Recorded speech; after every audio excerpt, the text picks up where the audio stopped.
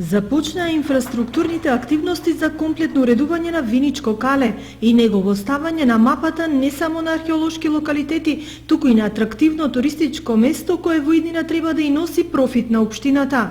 Со подпишувањето на договорот во понеделникот фирмата Бау Инвест како најповолен понудувач на тендерот од меѓуграничниот проект со општина Банско, Република Бугарија, деновиве започнаа градежните работи за асфалтирање на патот до калето, пошто ќе следуваат и низа инфраструктурни зафати.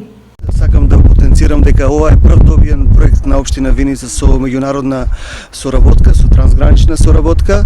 Се работи за проект во вредност од 303.000 евра со околу половина Виница, половина на општина Банско. Во општина Виница ќе се работи на уредување на Виничкото кале, односно на асфалтирање на патот до Виничкото кале, на осветлување и на означување на делови од калето. Очекуваме дека проектот ќе го завршиме побрзо од она што ни е предвидено, тоа е до крајот на годината. Ние планираме до месец октомври да биде комплетно завршено се.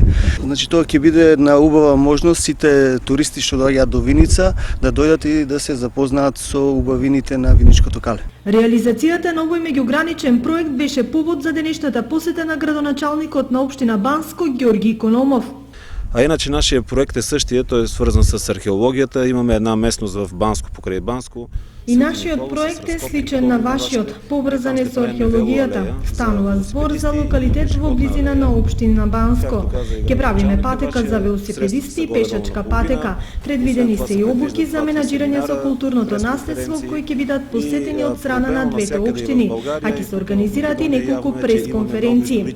И вие и ние имаме низа историски споменици кои со соодветна инфраструктура треба да ги направиме да бидат достапни за нашите граѓани. Се надеваме дека до крајот на годината ќе го завршиме овој заеднички проект. Двајцата градоначалници, покрај разгледување на калето и посета на музеот Теракота, каде детално се образлагаше значењето на археолошкиот локалитет, разговараа и околу тековните развојни правци на општината, стопанските предизвици кои резултира со посета на неколку